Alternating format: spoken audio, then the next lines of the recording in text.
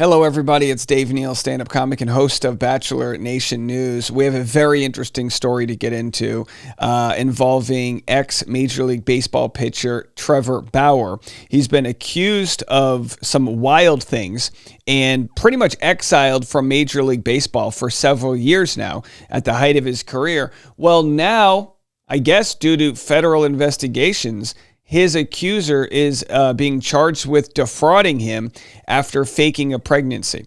Now, you can imagine how this has similarities to Clayton's case, Clayton Echard, former Bachelor, who's in a paternity suit, arguing that his accuser faked a pregnancy, arguing that his accuser has done this in the past, and arguing that, he was the one defrauded. And also, they've made arguments that he also was extorted.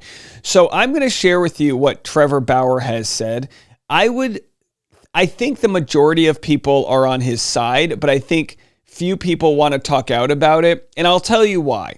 I'm going to discuss Trevor Bauer's case, how he's been wildly exonerated, and why he still doesn't have a job. And we'll relate that back to Clayton Echard's case, the lack of media attention that is there, and why in today's world, I believe people are having a hard time talking about it. And I can speak on behalf of this because I have a hard time talking about it. So first, before we get into what Trevor said, because by the way, it's pretty wild, some of the stuff he was accused of. And he's obviously very wealthy. He signed a 3-year, I think, $100 million contract.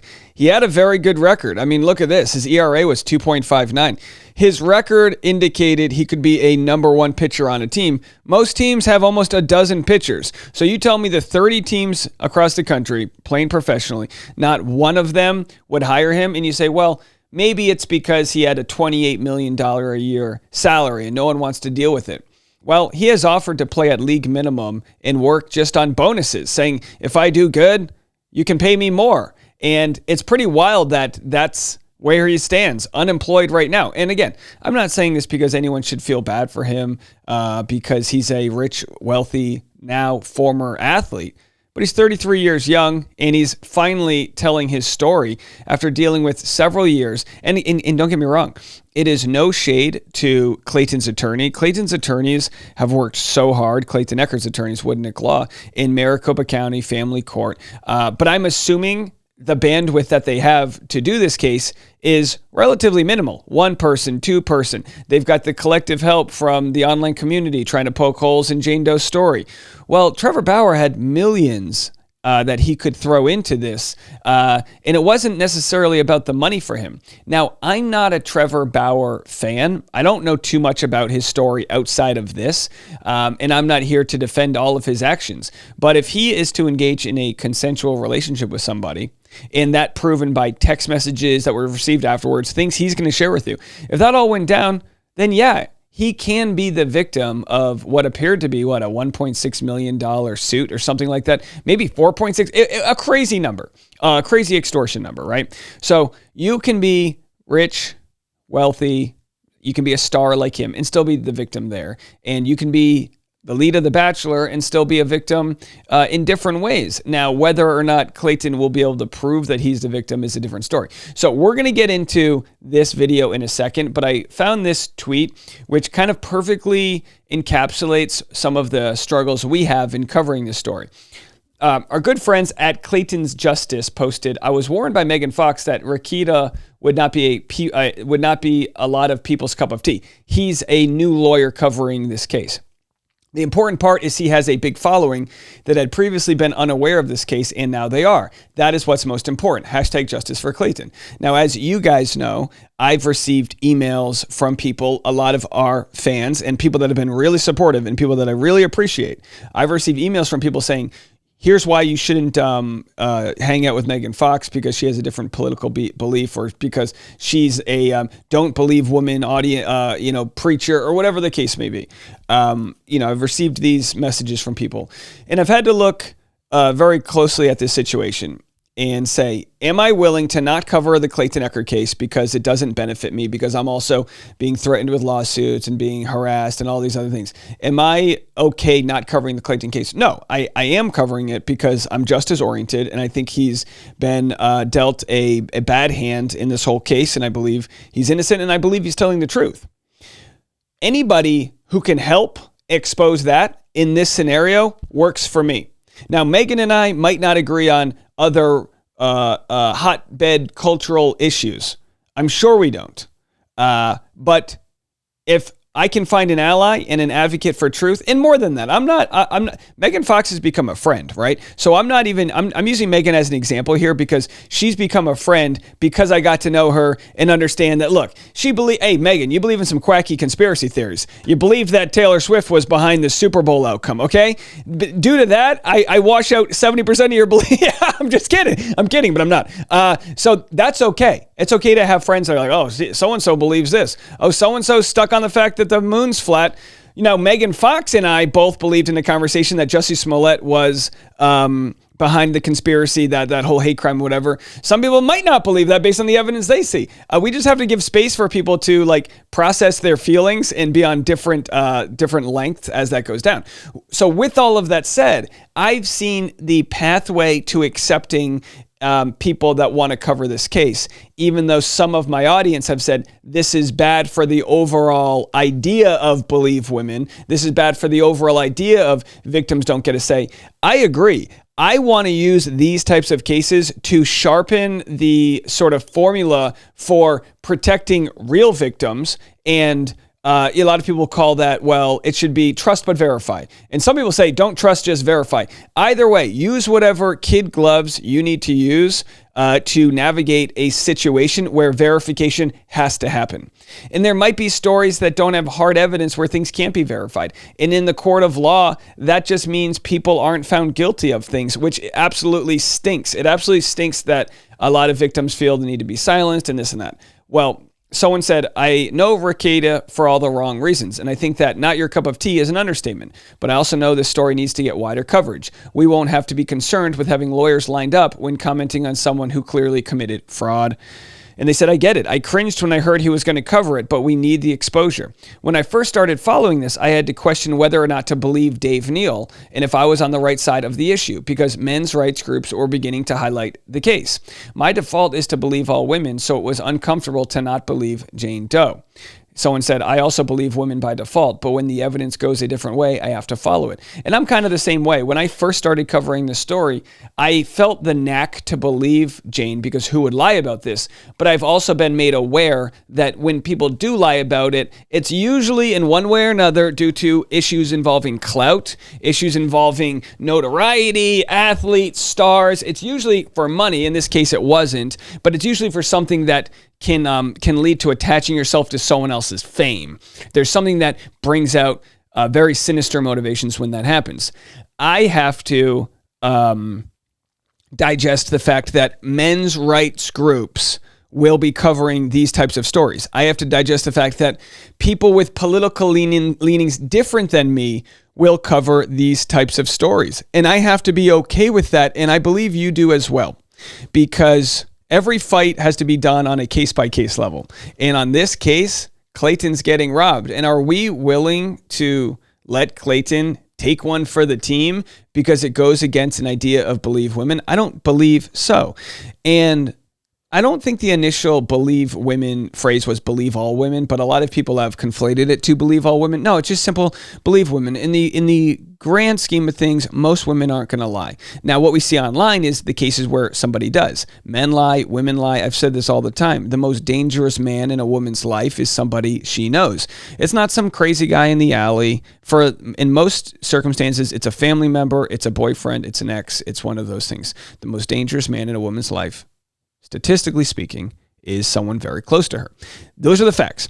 And we have to remind ourselves of that while also covering stories of fraud and abuse. And that's exactly what we have here. So I'm going to tie it all back to Trevor, but I will not be a poster child for men's rights groups, specifically because people might say, well, men need rights too. I understand that, but I also stand the weaponization of the term. And I do this politically too, as a progressive-minded person. I don't fall in line with the DNC. I believe they colluded against Bernie Sanders, and I certainly don't fall in line with MAGAs or most Republicans. Most Republicans back in the day wanted low taxes and small government spending, and now it's the exact opposite. They want to control what books are in schools and this and that. I don't believe in that. But don't get upset that I don't believe in that, because I'm willing to say I don't believe in the DNC rigging the election in favor of Hillary when clearly Bernie Sanders. Nope. I don't buy it. I don't buy any of it. But my leanings are still wildly progressive, that we live in a society where we need to help out the middle class way more than we're doing. And I think most people, when it's broken down in a simple way, I think most people agree with me that we should have universal health care, and we can't afford to pay for it. And if they say we can't, I say we can re-look at these numbers, get money out of politics, cue the national anthem, all that jazz. So I don't attach myself specifically to a lot of these political groups. And I certainly don't attach myself specifically to a lot of the culture that is trying to say, oh, men need rights too. No, trust me when I say this. It's more complicated than men's rights, okay? In this case of Clayton's, it's more about the rights of, it's more about the fact that the family law is flawed, and it's trying to protect mom and baby. And when that happens, a lot of times, in the cases where it goes sideways, there's men that, get restraining orders against them too easily and things like that. And it's just a product of the system having to trust where they can't verify. That's the product, okay? So Trevor, again, speaks after finding out his accuser is now being charged with fraud, which should completely exonerate him. Again, she'll have her day in court. But rather than the evidence point in any way that Trevor was the guilty party here, the evidence is leaning in the exact opposite direction. So here's what he had to say. One of the women who accused me of sexual assault just got indicted for committing felony fraud against me. Imagine that. Now, let me catch you up to speed. In the last 3 years, 2 women have taken legal action against me. Lindsay Hill started all of this. You may remember her from this video as the girl who set me up and lied to the world in an attempt to take my money. So this is the video of the morning after they hooked up. I'm not going to get into this whole story, but he's basically saying she lied about the whole thing. Text messages really corroborate Trevor, and it's a completely different story. There's actually 2 women this happened to. And again, I will say this. There will be comments saying, well, Trevor Bauer shouldn't have been hooking up with girls he met in his DMs. He's learned that. That's also victim blaming, but he has learned that. And I'm sure every pro athlete, I'm sure every agent that represents celebrities and pro athletes is saying, be careful who you bang. Which again, that doesn't necessarily mean it's victim blaming, but those that say, oh, he shouldn't be sucking his dick in this. That is. I mean, if he is clearly the victim of circumstances that should not come from consensual sex. Well, today, the only other one, Darcy Adana Asimonu, has been criminally indicted for committing felony fraud against me and another man. So now she's facing up to 16 years in prison. Her claims are even more absurd than Lindsay's were, so here's some of the details.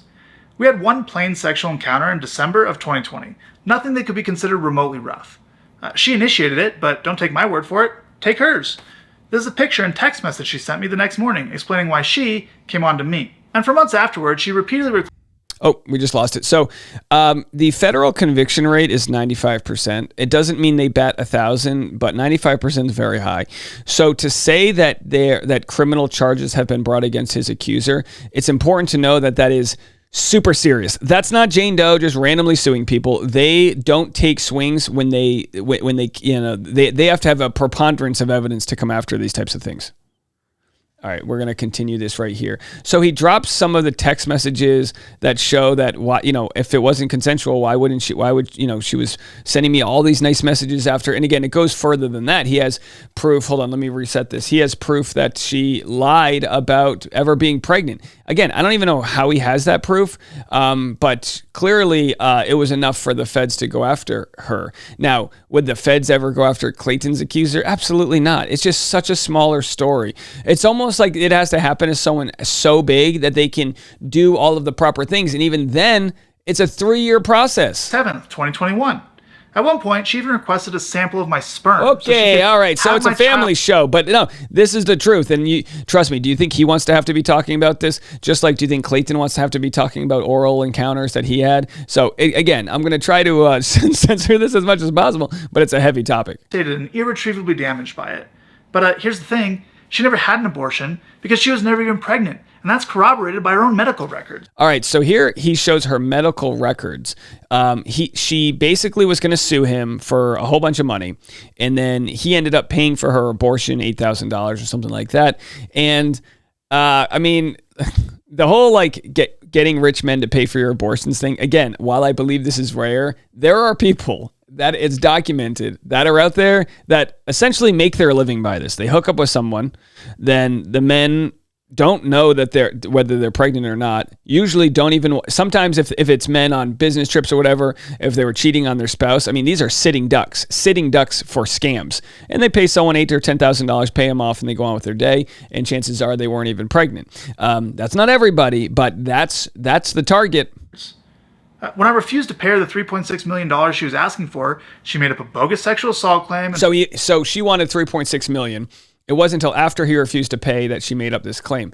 And then she was still sending him bizarre messages. You can go watch the full video. It's gone super viral at this point. He posted it on his Twitter. And the first two law firms that dropped her, in which they acknowledged they never had any evidence to support her claims. All right, so multiple law firms dropped Trevor Bauer's accuser.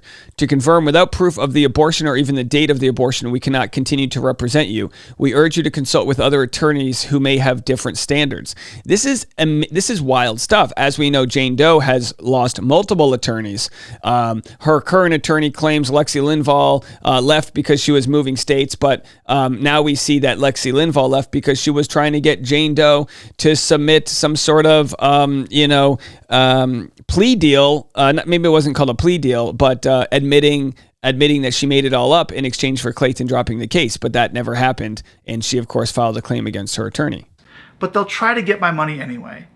I appreciate your time and input today, and glad we can agree to $750 to $3.6 million as a settlement bracket. As explained on the phone, we will start high and understand the lowest you will accept to settle is $750K. Have a beautiful day, Adana. So the lawyers were still trying to negotiate, even though they knew she didn't have proof. They were still trying to negotiate a settlement agreement. This is wild stuff. I'm assuming that Trevor Bauer got this information as part of his court documents, but it almost feels made up. These are the types of conversations that happen behind closed doors. She's trying to get the bag after having a very standard consensual encounter. I then shared an audio recording I have in which Adana contradicts her own claims and asks me for money. In the emails, her lawyers agreed that that's insurmountable evidence. Hi, Adana. As your legal counsel, we have all agreed that the recording is detrimental to your case to the point that we will very likely not be able to continue representation of you on this matter. We are requesting a copy of the recording to verify the authenticity. I know this is difficult news, but without the medical records of your abortion in a recording like this is what we feel is insurmountable. Hugs, Amy. And they inform Adana that they can no longer represent her unless she can provide documentation or proof of her claims. Of course, she couldn't do that, so the law firm urged her to consult other law firms with different standards. Now, Adana has filed more than 10 police reports claiming sexual assault or harassment against other men, including at least one other professional athlete. But after the Scottsdale police completed their investigation into her claim against me, she's the one being indicted for felony fraud. So Trevor Bauer now lives in North Hollywood. But is it true that this case went through, I mean, this is wild, but is it true that this case went through Scottsdale as well? Now, Scottsdale, is a hub for baseball players. It's where a lot of baseball players spend their winters. It's nice and warm. There's tons of great facilities, minor league training, and all that. And not just against me, against another man as well. She made up bogus sexual assault claims and attempted to extort him too. And it gets worse. In my lawsuit against her, we subpoenaed a witness whom she knew for relevant documents to use in our case. And when she found out, she immediately made sexual assault claims against him too. Her MO is clear. Lie to men to get their money, extort them if she must, and when they refuse to pay, stop paying or stop giving her what she wants, go to the police, accuse them of sexual assault, and file a civil suit against them to retaliate. And just so no one can say, well, he still has two other accusers, just because the first two are complete frauds doesn't mean the others are, here's a couple facts about them. They both had lawyers first demand in excess of $3 million to not go public. In both cases, only after I refused to pay any sum of money did their lawyers make anonymous claims in the media. They both had the opportunity to file a criminal complaint against me. Neither of them did. They both had the opportunity to file a civil suit against me. Neither of them did. They both had the opportunity to participate in Lindsay Hill's civil suit against me. They could have even done so anonymously. They both refused. One of them even submitted a statement to the court stating that she never made public accusations against me. The other refused to participate so vehemently that Lindsay Hill took legal action against her, trying to force her to participate. She still refused. So they both had the opportunity to testify under penalty of perjury. Neither of them did. One can only wonder why. Perhaps it's because all of their claims against me are lies. Now, it's been 2 years since these women and their lawyers attempted to weaponize anonymous claims in the media against me to take my money. I addressed them at the time, and as far as I'm concerned, it's in the past. But if there comes a time in the future where I need to defend myself further, I will not hesitate to do so. For now, there's no reason to speak further on this topic, though, because outside of Adana, who's now been indicted with felony fraud, there are no claims against me, no ongoing investigations, and no outstanding lawsuits. At this point, I'm not sure what else I can possibly do to prove my innocence in all this. I did not do what I was accused of. And every institution that our society is entrusted to rule on issues like these, like courts, judges, law enforcement officers, prosecutors, they all agree with me. They've rejected every single claim made against me, even going as far as charging one of my accusers with a felony. If any evidence of any of these claims actually existed, I would have been charged, or at the very least arrested. But that never happened. What else do I have to do to prove that this entire situation has been a massive lie? This is insane. At what point do I get to go back to work and continue earning a living? Interesting. At what point? And right now, we're not at that point. Trevor Bauer's 33. And again, that's not young for a pitcher, but a good pitcher can pitch into their late 30s, early 40s, depending on, so many factors. He pitched in Japan last season and is looking for a chance to latch on with a major league team again. He has said he will play for the major league minimum. In the interim, Trevor Bauer signed on with Asian Breeze, a Japanese-based squad that scrimmages against teams of minor leaguers with the goal of its players capturing the attention of scouts. The LA Times reported Asian Breeze charges its own players about $2,600 for a 20-day U.S. tour. So he's paying to play baseball after being, under contract, making $20-30 million a year. And really, I think it's not about the money here. And I mean, look at it this way. Trevor's an interesting case because he's one of about 1,000 Major League Baseball players. And then if you think of how many Major League NFL and basketball, there's a lot of celebrities out there. They're all verified. They're all on Instagram. There may be, I don't know, to throw a number out, 1,000 women that are good looking, that target these men, hook up with them, and at the very least might claim they got knocked up. For these guys to pay $5,000 to $10,000 for them to get their abortion and never think about it again, I'm sure this happens very often. Again, that's still a extreme minority of people. To be a professional athlete is, that 0.001% of society. And to be somebody who's so wildly insane that you would target them, that's also 0.0001% of society. So when this whole thing of like, well, this actually damages real victims. Yeah, it does, but not for the reason people think, because it's some men's rights things. It damages real victims because these stories rise to the surface out of their absurdity. These stories are so absurd that you clearly see that after years of proper legal battles, some people can exonerate themselves. Clayton had to exonerate himself from a claim a couple of years ago where someone said they hooked up with him in New York and he had to show that his Fitbit said that he was in Arizona. And now with Clayton and former victims of the Accuser here, Greg Gillespie, once they start to catch on that they're being defrauded, they start recording audio and things like that. I've been made aware of an audio clip that's supposed to, in some ways, exonerate Greg Gillespie that wasn't used in his trial. Exonerate maybe on one of the terms, but it's so hard when someone's not willing to share evidence. It's so hard to show that they lied. With Jane Doe in Clayton Echard's case, how does he show that she was defrauding him? She wasn't seeking money, but as we've already said, it's not just about money in some of these cases. It's about control. It's about making somebody pay. It's about power. And look, we're well aware that most men that commit atrocious behavior do it because of power more than anything. CEOs, casting directors, agents, modeling scouts, they hold a position of power and they abuse that. Epstein, I mean, the list goes on and on and on. Women in these cases, in these very in this very small batch of cases, probably also want power. They probably love getting power over some of these big, tall men. It probably triggers some sort of complex. I don't know. I can't speak, to why it's all happening. But what we know with the world we live in, with society. It's kind of like police brutality.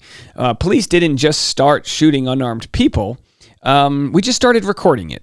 And it doesn't mean most police aren't good. Most are. But in the cases where somebody shoots somebody in the back as they're running away, and that's on body cam footage, it's also on national news. So we have to remember that while this is all rare, we're watching it play out in front of us.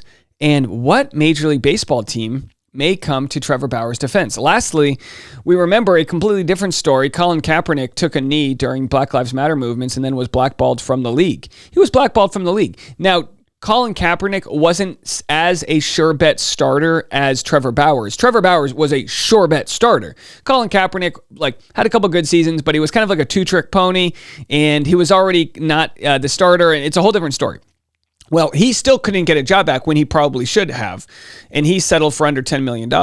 What the NFL avoided in this Colin Kaepernick grievance is they avoided a huge culture war that was already happening about kneeling for the anthem. I think it's completely bogus. I think that whole culture war was hijacked. I think it's perfectly fair for people to want to kneel during the anthem. It's not, they shouted from the rooftops that it wasn't about the military, but it was about police brutality, and people still wanted to make it about something else.